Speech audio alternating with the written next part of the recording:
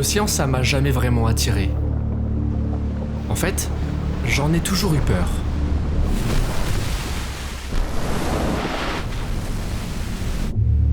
On a cartographié l'espace, on a marché sur la Lune, mais il faut pas oublier qu'une grande partie de ce qu'il y a là-dessous, ça n'a jamais été exploré.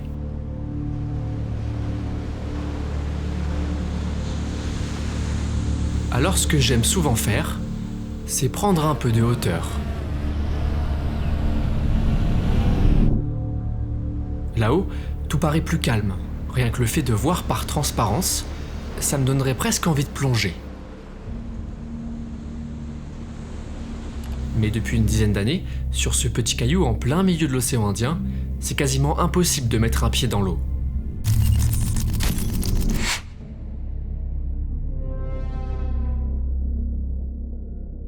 En France, La Réunion, une nouvelle attaque de requin a coûté la vie à un surfeur de 28 ans. Un requin a arraché la jambe d'un surfeur. La préfecture a déclenché le dispositif post-attaque. Le drapeau rouge est hissé sur toutes les plages de l'Ouest. Ok, on est début 2011, La Réunion ne le sait pas encore, mais elle vient de sombrer dans le chaos. C'est un traumatisme énorme, hein. Moi j'ai vu beaucoup de gens tomber dans la dépression, dans la déprime. C'est le début de ce qu'on appellera bientôt la crise requin. 8 ans d'attaques à répétition, une trentaine au total, pour 11 décès. Pendant cette période, l'île devient tout simplement l'endroit le plus mortel au monde en matière d'attaque de requins. Oh, regarde, là il va le récupérer. Il y a un requin dessus là. Puis, plus rien. La dernière morsure en date, elle remonte à près de 7 ans. Pourtant, le sujet sur l'île, il n'a jamais été aussi brûlant. Les attaques de requins, c'est une sorte de jeu de cirque moderne. Les gens, ils mangent leur pop-corn et quand il y a une attaque, c'est l'explosion de joie dans la population parce que ça bouffe des blancs et qui rentrent chez eux s'ils sont pas contents. Pour faire face, l'État, il a trouvé une solution, la pêche. Presque 1 millier de requins abattus en l'espace de seulement 15 ans. Mais derrière les messages de prévention, j'ai découvert des méthodes cachées et des financements démesurés. Ces gens-là sont condamnés à des amendes de 500 € s'ils violent le secret du processus. Dans cette vidéo, j'ai tenté de percer le mystère de la pêche des squales à La Réunion. J'ai voulu comprendre qu'est-ce que c'était de vivre avec le risque requin, quelles cicatrices les attaques ont laissées, mais aussi quel rapport les Réunionnais entretiennent avec cet océan qui leur a tant pris, mais aussi tant donné.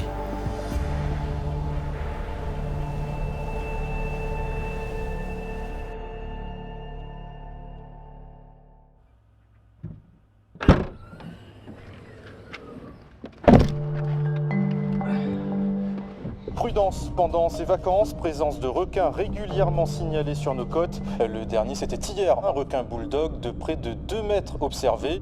Aujourd'hui, on va voir Kenoa, c'est un surfeur de l'ouest de l'île. L'ouest, c'est vraiment là où il y a la majorité des surfeurs et c'est aussi là où il y a eu la majorité des attaques de requins entre 2011 et 2019. Donc l'idée, ça va être de voir avec lui, est-ce qu'aujourd'hui ils sont un petit peu sortis de cette crise requin ou est-ce qu'ils sont toujours en plein dedans? Bon bah là c'est les boards. Parfois je viens juste pour les regarder, pour les toucher un peu, tu vois, je les prends. Et tu sais, tu les portes. J'ai mis une serviette sur la fenêtre pour qu'il y ait le moins d'UV possible qui passe, pour pas qu'elle jaunisse. Ah, d'accord, ça sert à ça. C'est pas une crack house, hein, c'est juste un endroit où on met les planches. Si ta caisse elle est pas en bordel, c'est que... C'est que t'es pas un vrai surfeur? Je me souviens même pas de la vie avant le surf. Pour toi, la vie, c'est le surf, quoi. Ouais, ça fait bateau de dire ça, mais ça a jamais été une question, ça a toujours été une évidence. C'est, quand on a un temps libre, on va à la mer, soit pour se baigner, soit pour regarder l'océan, soit pour caler sur la plage, soit pour surfer. Ce jour-là, ma mission c'est de suivre Kenoa un peu partout. Kenoa, c'est un surfeur aguerri. Ici, il connaît tout le monde. Et avant la session surf du jour, on s'arrête justement dans un de ses endroits préférés. Alors, une journée avec moi. Tu vois, quand elle arrive et qu'elle est comme ça. Et bah eux, ils s'occupent de la réparer, de reprendre de la résine, de refaire en sorte qu'elle soit surfable. Cet endroit, il transpire le surf. Pourtant, il a rouvert seulement il y a 2 ans. C'est l'occasion de m'asseoir et parler un peu avec ses passionnés. Mais derrière les sourires, on en revient toujours au même sujet. Et l'eau, elle a volé. En fait, ils chassaient juste devant moi, mais C'était un gros affaire, un bon 3 mètres, je pense. Je suis reculé sur le riff sans faire trop de bruit. J'ai prévenu les gars, je suis sorti. Ici, quand vous parlez surf, le mot requin vient souvent juste après. Notamment 2 espèces en particulier. Un requin bulldog. Un requin bulldog. Un requin bulldog. Le bulldog, c'est clairement une espèce à part. Tellement à part qu'il est capable de vivre en eau douce. En Amérique du Sud, des scientifiques ont suivi certains spécimens à plus de 3000 km de l'océan, en train de remonter l'Amazone. C'est un requin côtier qui aime chasser en eau trouble proche des embouchures de rivières. Les plus gros spécimens peuvent atteindre les 3,50 m, et niveau morsure, on est tout simplement sur l'une des plus puissantes du règne animal. L'autre, c'est lui, le requin tigre, plus massif et habitué à vivre en eau profonde, à distance du littoral. Selon plusieurs experts, le tigre ne serait à l'origine que d'une seule attaque à La Réunion depuis près de 15 ans. Et justement, ça peut paraître assez fou, mais à La Réunion, ces requins, on les connaît très peu. C'est simple, avant 2011, aucune des 2 espèces n'a été étudiée autour de l'île. Pourtant, il y en a depuis très longtemps dans les eaux réunionnaises, et des attaques aussi. Les premiers recensements officiels de morsures, ils arrivent tardivement, dans les années 80. Cette étude montre d'ailleurs qu'entre 1980 et 2016, près de 70% des morsures ont eu lieu sur des surfeurs. Ce qu'il faut comprendre, c'est que La Réunion, c'est l'un des rares endroits au monde où ça surfe toute l'année, avec des conditions exceptionnelles, et donc des dizaines de milliers de pratiquants. Et c'est ici, à Saint-Leu, que tout a commencé. Le Tour professionnel de surf fête sa 15e année d'existence. Véritable championnat du monde pro intercontinental, c'est la première fois qu'il a donné son feu vert pour qu'une épreuve ait lieu à La Réunion. La fameuse gauche de Saint-Leu, la vague dont ils ont tant entendu parler, dévoile enfin ses charmes. Longue, splendide, au-dessus des coraux. Cette année-là, le surf est à son apogée sur l'île. Cette vague, découverte dans les années 70, fait de La Réunion le paradis de la glisse. Et tous les oreilles, la vague t'es là, l'épaule créole, ensuite pousote, on revient pas trop comme là, laisse-nous un peu surfer tranquille. Attends dans 20-30 ans, comme ça, après ça tu viens.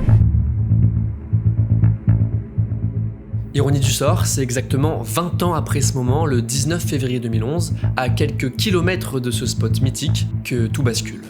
Un requin a arraché la jambe d'un surfeur sur la côte ouest de l'île de La Réunion. La dépouille de ce requin bulldog a encore de quoi faire frémir cette foule de curieux. Sous leurs yeux ébahis, un squale de 3 mètres de long, plus de 200 kilos. Dans son estomac, aucun indice ne permet d'affirmer que c'est bien celui qui a attaqué un touriste marseillais samedi soir. Moi, la crise requin, elle est arrivée, j'avais 12 ans. J'étais dans l'eau au moment de l'attaque. Et au début, on pensait que c'était un cas isolé. Et petit à petit, en fait, on s'est rendu compte que c'était de plus en plus régulier. Et jusqu'au moment où on est arrivé dans une espèce de chaos incroyable. Les événements, ils prennent une autre tournure le 19 septembre. Mathieu Schiller, un ex-champion de bodyboard et personnalité très appréciée dans le milieu, est mordu par un squale à 50 mètres au large de Boucancanotte, une plage très fréquentée dans l'ouest. On n'a jamais retrouvé son corps. Bilan de ces 2 premières années de crise, 10 attaques, dont 3 mortelles sur des surfeurs, c'est tout simplement du jamais vu. T'essayes de pas y penser, mais des fois tu peux pas t'empêcher d'un coup de revenir à la réalité, t'ouvres les yeux sous l'eau, tu te fais des films. Tout à l'heure ça m'a fait ça, je me suis dit putain mais là c'est le scénario parfait pour avoir une attaque, tu vois. Le gars qui est venu me filmer, je me suis dit c'est comme dans les débuts de films d'horreur là, tu sais quand t'arrives dans un endroit un peu pourri là. Mais pour beaucoup, ces films d'horreur, en fait on aurait pu les éviter. Ok, si je vous montre ça, vous allez me dire, c'est rouge. Qui dit rouge dit danger. Ce drapeau, c'est celui qui flottait le jour où le bodyboarder Mathieu Schiller a disparu en face de la plage de Boucancanotte. Ce système était en service depuis un petit moment, pas forcément pour prévenir des requins, mais surtout pour signaler une mer agitée, comme c'est souvent le cas à La Réunion. Des réglementations déjà à l'époque très peu respectées par les surfeurs, et cette imprudence, elle en agace plus d'un. Accourue sur place, la députée maire a rappelé la dangerosité de cette zone face à l'incompréhension d'une foule traumatisée. Les vieux réunionnais interdisaient à leurs enfants de mettre le pied là-dedans. Moi je vis sur cette terre. Vous pouvez crier si vous voulez, c'est la vérité. Vous l'avez compris, ici le surf c'est clairement pas l'activité la plus pratiquée. L'océan, on s'y baigne, mais dans les lagons, à l'abri, derrière la barrière de corail. Et pour comprendre cette mentalité, il faut remonter un petit peu en arrière. Depuis l'arrivée des premiers habitants sur l'île, fin du XVIIe siècle, le littoral c'est l'endroit où on voit débarquer les esclaves. Mais pas un lieu de vie ou de loisirs. Ici, on vit principalement de l'agriculture, avec la fameuse canne à sucre. Les seules personnes tournées vers l'océan, ce sont les pêcheurs. En fait, l'océan, la plupart du temps, il est vu comme un danger. Ces plages de sable blanc, elles ne sont présentes que sur une toute petite partie de la côte. À La Réunion, le littoral, il ressemble surtout à ça.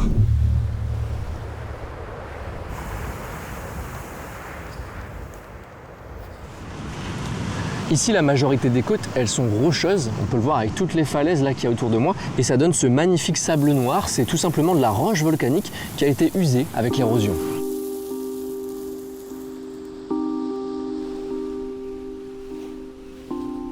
Mais plage de sable noir ou pas, à partir des années 70, ce petit paradis attire de plus en plus de monde. Les activités nautiques se développent et les mentalités évoluent. L'océan est de plus en plus vu comme un loisir par les Réunionnais, même si la plupart y sont encore très hostiles. Gaïkos créole? Oui, bien sûr. Pire, ils mettent les sous-titres.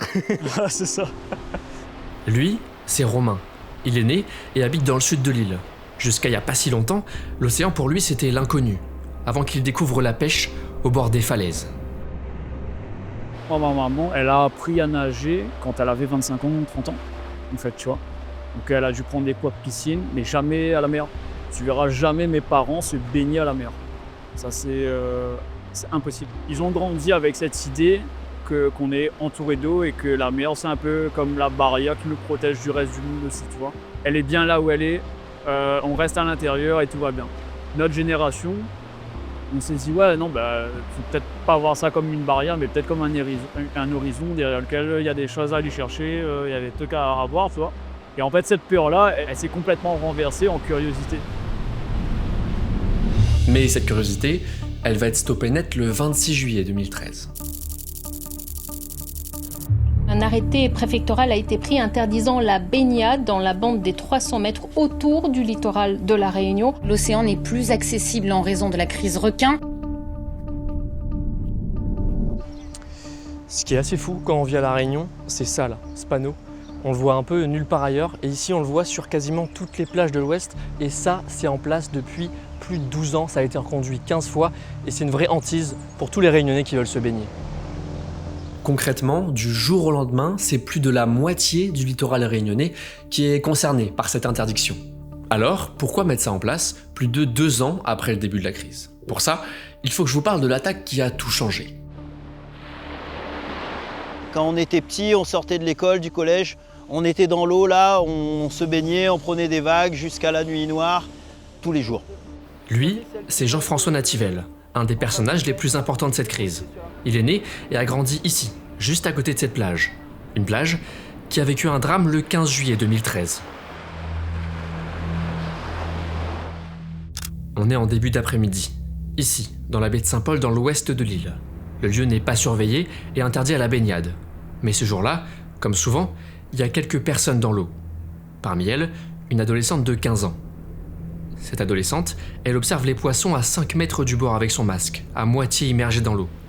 Mais en l'espace de quelques secondes, elle disparaît, happée par un requin. Le fait que ça ait touché une baigneuse, et d'un coup, du jour au lendemain, l'État, le Conseil d'État même, a considéré qu'il y avait un risque. Alors que jusqu'avant, on avait eu 5 morts, des mutilés, c'était des surfeurs.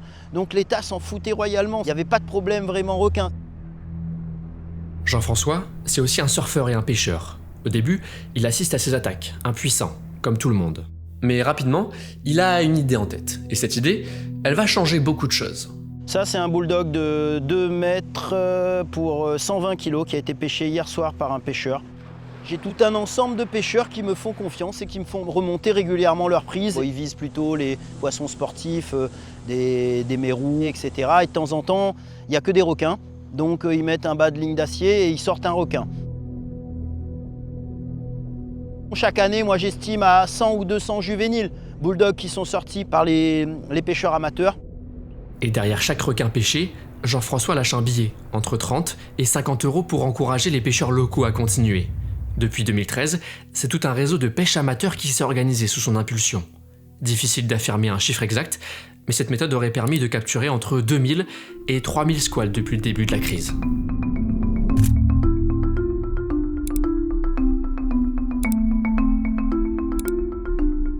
Et ça peut paraître énorme comme chiffre. Mais ce qu'il faut savoir, c'est qu'à La Réunion, la pêche au requin, c'est quelque chose qui a toujours été pratiqué. Jusqu'à il n'y a pas si longtemps, la chair de squale se vendait et se mangeait sur l'île. Selon cet article, le comité régional des pêches estimait que toute espèce confondue, environ 200 requins étaient capturés puis mangés à La Réunion chaque année. Mais en 1999, la viande de requin disparaît officiellement des étals, à cause d'une toxine, la ciguatera. Cette toxine, on la retrouve dans la chair de la plupart des grands prédateurs. Elle vient d'une toute petite algue consommée par une majorité de la chaîne alimentaire. Depuis cette date, c'est donc interdit de consommer du requin à La Réunion, même si, vous allez le voir un peu plus tard, certains continuent d'en manger. En fait, avec cette interdiction, le requin il est beaucoup moins convoité autour de l'île. Mais vous allez le voir, ça va pas durer longtemps. Car après cette première attaque sur une baigneuse, les autorités n'attendent plus et lancent leur tout premier programme expérimental de pêche, début 2014. Tout le long de la côte ouest, ils installent des dizaines d'hameçons géants, lestés et accrochés à des bouées à proximité du rivage. Si un requin bulldog ou tigre mord, il est piégé sur place. On appelle ça la pêche par drumline. Mais les attaques, elles continuent. Entre 2014 et 2019, on recense 12 accidents et 6 personnes perdent la vie. Pendant cette série noire, la préfecture accentue l'effort de pêche et met en place de nouvelles techniques. À partir de 2018, on ne pêche presque plus avec des drumlines, mais avec des smart drumlines, un système venu tout droit d'Australie. Alors qu'est-ce que ça change ?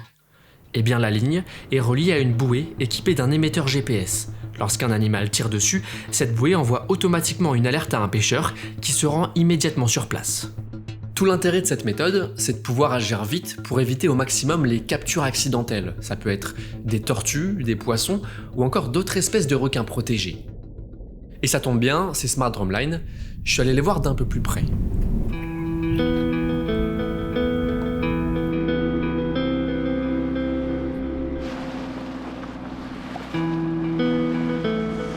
Vous avez réussi à faire. Alors que juste derrière, il y a la bouée requin, tu vas voir. Ils ont pas peur, eux, moi je te le dis. Hein. Là, il est même pas 7 heures, ils sont déjà à l'eau. Cyril, ça fait 10 ans qu'il pêche dans le sud de l'île. Regarde la bouée requin, elle est juste là. Je touche pas à ça, moi, parce qu'il y a un détecteur GPS. Dès qu'il y a une morsure, c'est les professionnels qui remontent ça. Et ils font que ça, tu vois, ils posent les bouées, ils se cachent chez eux et dès qu'il y a un déclenchement, ils viennent récupérer. Là, c'est peut-être lui qui va remonter, là, tu vois, je vois qu'il se rapproche. On va juste passer à côté vite fait. Tu connais? T'as vu? Il vient de me dire, faut pas toucher. Ah ouais? Ouais, c'est un pêcheur pro. Tu vois, regarde, là, il va le récupérer. Il y a un requin dessus, là. Tu penses qu'il y a un requin? Ouais. J'ai vu la bouée, elle couler, il y a un requin dessus, là. Sur le moment, on essaie de se rapprocher, mais on nous fait vite comprendre qu'on n'a pas le droit d'être là. Impossible donc de vérifier si c'est bien un requin qui a mordu à l'hameçon. À ce moment-là, vous vous posez sûrement la même question que moi. Qui sont ces mystérieux pêcheurs mandatés pour capturer des requins et surtout, pour qui travaillent-ils? En 3 lettres, le CSR, le Centre Sécurité Requin. Retenez bien ce nom parce que vous allez beaucoup en entendre parler. Le CSR, c'est une structure publique qui voit le jour en 2018. Pour faire simple, elle représente la suite des différents programmes de pêche mis en place par l'État depuis 2014. Le CSR, c'est toute une équipe de scientifiques et de pêcheurs dédiés à la gestion du risque requin. Et ça passe notamment par ce qu'ils appellent sur leur site des prélèvements. Autrement dit, la pêche des requins responsables des attaques, le tigre et le bulldog. Une pêche qui dure depuis plus de 10 ans, mais dont la majorité des Réunionnais ne sait pas grand-chose. Combien de requins prélevés, quel financement, quelle méthode, quels résultats? Je me suis penché sur ces questions, et les réponses, je suis allé les chercher ici. Il lui défonce le crâne à coups de masse et il le ramène à terre où il est transporté par camion frigorifique, en principe disséqué par des gens de l'université. Didier Desrands sur l'île, c'est une grande figure militante en faveur de la protection des requins. C'est aussi un excellent nageur. Pendant la crise, il a réalisé plusieurs traversées pour prouver que croiser un requin dans l'eau, c'était extrêmement rare, ce qui lui a valu pas mal de critiques. S'il y a un accident, on va vous dire merci. C'est ridicule ce que vous faites. Les gamins vont croire en vous maintenant. Ils vont dire qu'il n'y a pas de requin à La Réunion. Mais c'est ridicule. J'ai eu une fois un gros requin bulldog. Le temps que j'essaie de me retourner, il est déjà derrière mon dos. Mais il m'est jamais rien arrivé. Hein. En dehors de 4 fois en 50 ans, des requins à La Réunion, c'est de la rigolade, quoi. Après 15 ans de combat contre le CSR, le militant a révélé pas mal d'incohérences dans leur méthode. Certaines remettent en question la légitimité de cette structure publique, mais le plus marquant, c'est le silence dans lequel tout ça est entrepris. Il y a un blackout autour de l'activité de pêche qui n'est pas normal. Aller en tant que média, en tant que reporter, essayer d'interviewer le CSR, c'est chaud, hein? Et ça, j'en ai moi-même fait les frais. Malgré plusieurs échanges par mail, impossible de décrocher une interview. C'est donc Didier qui va m'aider à y voir plus clair. Si vous avez bien retenu, vous savez que l'État a lancé son tout premier programme de pêche en 2014. Mais il n'a commencé à rendre ces données publiques qu'à partir de 2018, avec la création du CSR. Me demandez pas pourquoi, mais le CSR il fonctionne par période de 4 ans. En gros, entre 2018 et 2022, ils affirment avoir capturé 367 requins. Et sur leur dernier rapport mensuel de pêche de janvier dernier, ils affichent 316 requins pêchés, cette fois pour la période 2022-2026. Mais dans tout ça, aucune trace du nombre de requins prélevés entre 2014 et 2018. Le seul à avoir tout comptabilisé depuis le début de la crise, c'est Didier Desrands. Résultat, le militant arrive à un total de 953 requins pêchés contre 683 pour le CSR, qui, je le rappelle, ne comptabilise pas tout. Et c'est là que ça devient flou. Sur internet, c'est tout simplement impossible de savoir combien de requins ont été tués en tout depuis le début de la crise. Sur la page du CSR, c'est même impossible de retrouver les rapports de pêche d'avant août 2022. Leur ancien site, avec toutes les infos, a tout simplement été fermé. Alors sur leur nouvelle page, il y a bien cette interface qui indique quand un requin a été prélevé, mais les données disparaissent quelques jours seulement après la mise en ligne. Qu'on cache l'information au public. Quand on se rend compte que toute personne qui participe au processus de la pêche des requins, que ce soit les pêcheurs, que ce soit les scientifiques qui aident à la relâche, ces gens-là sont condamnés à des amendes de 500 € hors taxe s'ils parlent à une association de protection de l'environnement ou quoi, ou s'ils violent le secret du processus. Ça, c'est la deuxième information qui a retenu mon attention. Le militant a réussi à obtenir en 2022 un document confidentiel. Ce document, je l'ai moi-même analysé, et on voit bien cette amende de 500 € pour toute information donnée par un pêcheur sans l'accord au préalable du CSR. Et ce n'est pas tout. D'un côté, il y a les pénalités, mais de l'autre, il y a les primes. Dans un article du Monde de 2021, on peut voir qu'ils sont seulement 7 pêcheurs missionnés et rémunérés par le CSR pour capturer des requins tigres et bulldogs. Et chacune de leurs actions, elle peut être pénalisée, mais aussi largement bonifiée en fonction de leur rapidité et de leur efficacité. Didier Desrands, il s'est amusé à compter la rémunération moyenne de ces pêcheurs pour une seule sortie, sans pénalité. Elle s'élève à près de 800 € pour la capture d'un requin tigre ou bulldog, auquel il faut rajouter environ 1350 € de coûts pour le stockage, le transport, la dissection et l'évacuation. Pour supporter ces dépenses, le CSR s'appuie sur un budget de 800 000 € annuels seulement pour la partie prélèvement. Les chiffres ont de quoi donner le tournis, et pour beaucoup ça ne passe pas, même du côté pro-pêche. Comment vous imaginez faire tenir un budget de 800 000 € par an dans un contexte d'une île où il y a une très grande pauvreté? Ça coûte cher. Vous imaginez à 2 h du matin, le pêcheur il est d'astreinte, il est obligé de prendre sa bagnole, il a 1 heure pour intervenir, récupérer le requin, l'amener au bord, trouver un camion frigorifique, l'amener en chambre froide au port là-bas. Pour Jean-François Nativelle, la solution pragmatique c'est la pêche locale, coûte que coûte, moins chère et plus transparente. Mais je pense qu'à ce moment de la vidéo, on a le droit de se poser la question. Est-ce que la solution, c'est la pêche tout court? Car en mettant en parallèle les chiffres de la pêche par l'État et par les pêcheurs amateurs, on arrive à plusieurs milliers de requins tigres et bulldogs capturés depuis 2011. En fait, est-ce qu'il y a toujours des requins dans l'eau à La Réunion? Le problème, encore une fois, c'est qu'aucune étude n'a jamais permis d'estimer leur nombre autour de l'île.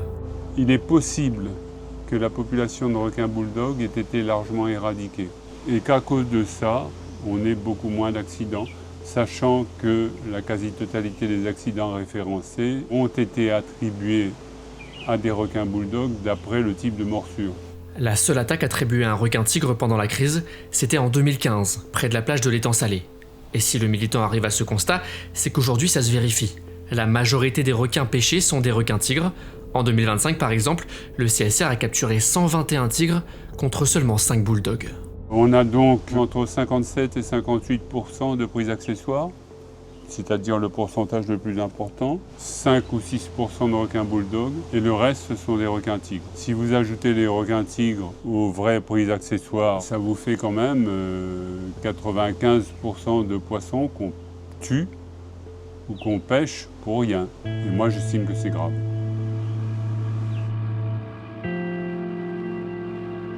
De retour avec Cyril en mer, ici on ne cherche pas à pêcher du requin, mais plutôt du thon.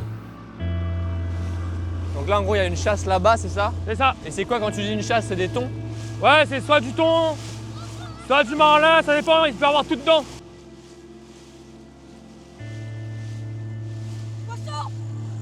Poisson! Prends le volant! C'est bon? Il voit moi en entier? Il voyait en entier? Nickel chrome.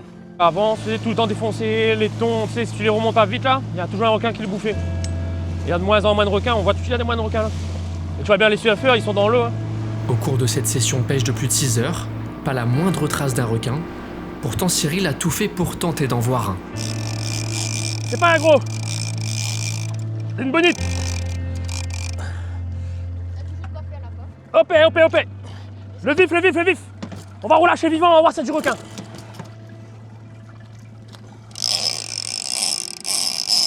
Là on a mis une bonite au bout de la ligne pour voir s'il y a des plus gros prédateurs qui vont essayer de l'attraper. Ce qui est intéressant, ça va être de voir est-ce que les requins sont très, très présents dans la zone ou est-ce qu'au final il y en a pas tant que ça, en tout cas aujourd'hui. Ça t'est déjà arrivé d'attraper des requins comme ça? Ouais. Juste là, juste un petit peu devant, j'ai chopé. Mais comment j'ai pas pu monter le requin a fait péter tout, il a tout explosé. Au bout de 30 minutes, toujours rien, alors on décide d'abandonner. Alors moi, si le requin fait plus de 50 kg, je relâche. Trop compliqué, trop dangereux à gérer sur le bateau après. Et après même ça, il y a le risque d'avoir la ciguatera, tu vois. Mais tu connais des pêcheurs amateurs qui en mangent quand même? Ouais. Il y en a plein qui bouffent ça. Mais après les gros, faut éviter, tu vois. Moins de requins ou pas, et je vais devoir laisser cette question sans réponse. Mais le plus mystérieux, ça reste les raisons de ces attaques rapprochées entre 2011 et 2019. Depuis le début de la crise, chacun a son argument pour tenter d'expliquer les raisons de ces accidents. Vous-même, vous devez avoir votre petite idée. Et si c'était seulement une question statistique? Ok, je vous l'ai dit, la Réunion c'est petit, mais la population elle ne fait que grandir. De 600 000 personnes en 1990, l'INSEE recense plus de 900 000 habitants sur l'île en 2026. Qui dit plus d'habitants, dit plus de monde à l'eau, et donc proportionnellement plus d'attaques. Et cette règle, elle vaut surtout pour les surfeurs, cible privilégiée des requins. Ils étaient 200 licenciés en 1990, ils sont près de 1500 en 2010. Et c'est justement là que se joue tout le conflit identitaire de ce sujet. Les surfeurs ont la réputation d'être surtout des oreilles. Vous le sentez sans doute, il y a une espèce de mentalité saint-tropézienne sur l'ouest qui est assez désagréable.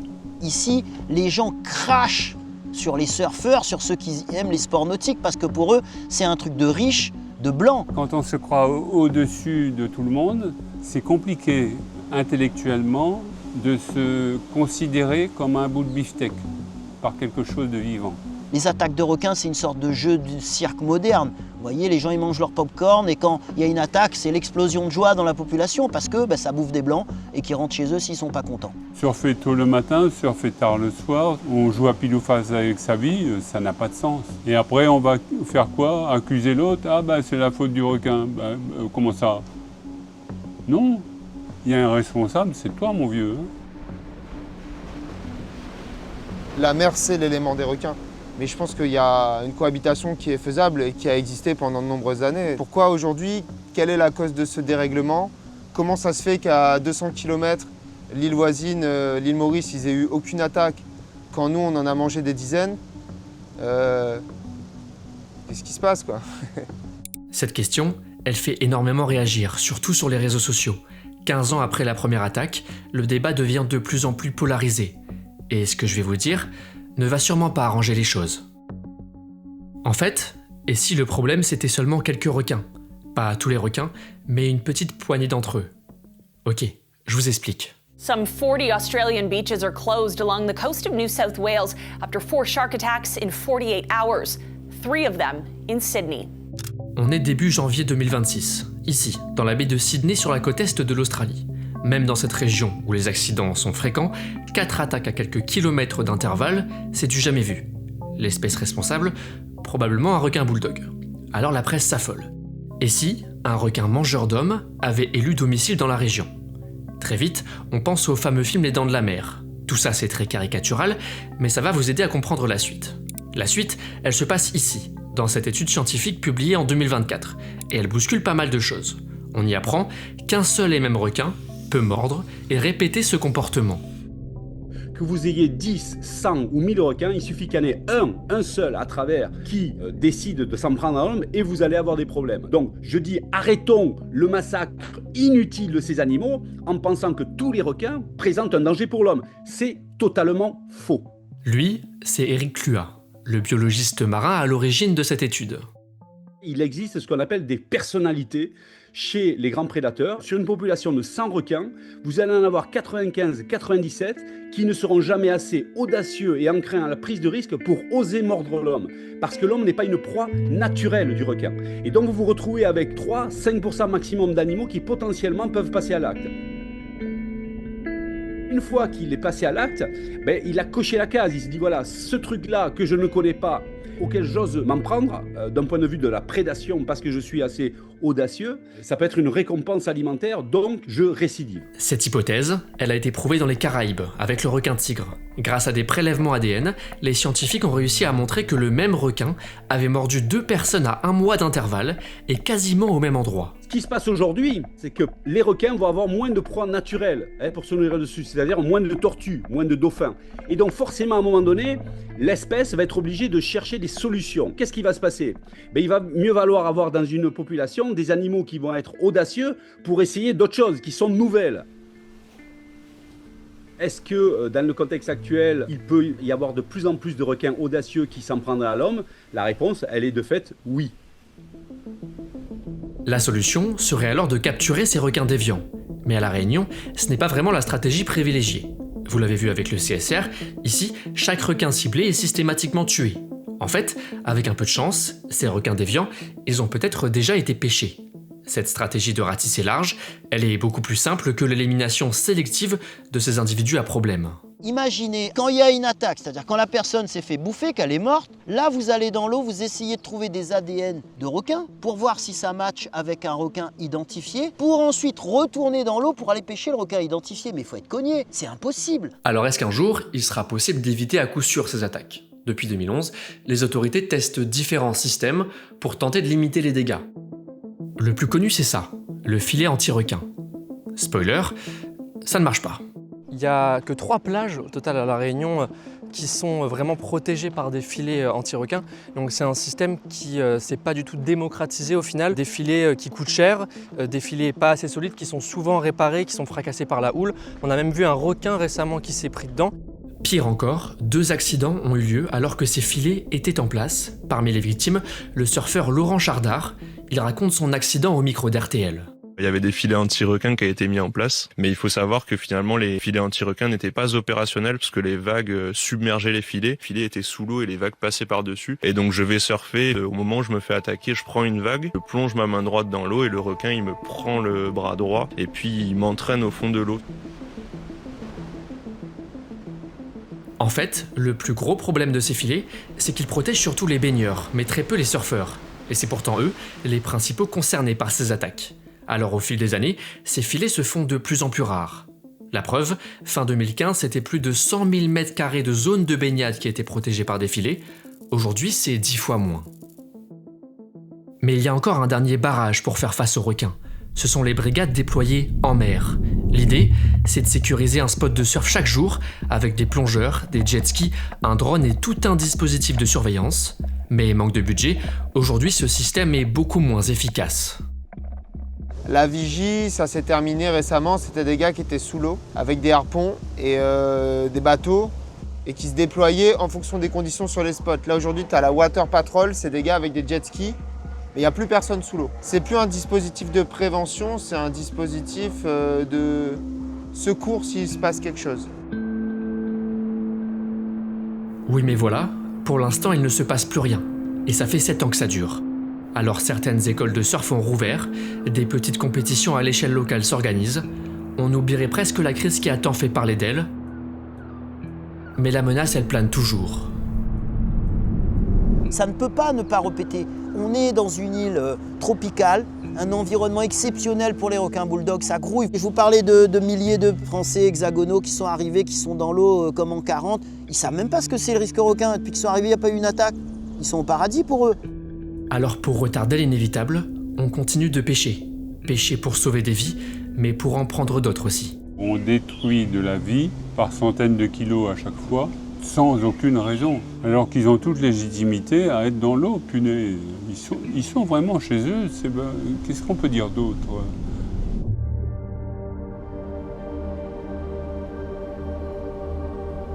Dans le monde, 100 millions de requins, toutes espèces confondues, sont tués chaque année. Ça fait 274 000 par jour, soit 3 par seconde. De l'autre côté, les requins tuent 5 à 10 personnes par an. Mais même dans les endroits à risque, chaque jour, ils sont des dizaines à braver les interdits, guidés par un seul mot, la passion. Mais à quel prix ? Il y a certaines sensations, je gagne des frissons dans le dos, limite les larmes aux yeux. Il n'y a pas grand-chose qui me procure ça dans la vie, à part ça. Les gens qui nous verront surfer, ils se diront mais ils sont débiles, ils ont qu'à arrêter. Ils ont peut-être pas tort, mais il n'y a que les gens passionnés qui comprendront que la passion, c'est pas quelque chose de rationnel, c'est pas quelque chose qui s'explique. Enlever la mer à des gens pour qui c'est toute leur vie, c'est vraiment les déposséder de la chose la plus importante, de la ligne directrice même de leur vie au final.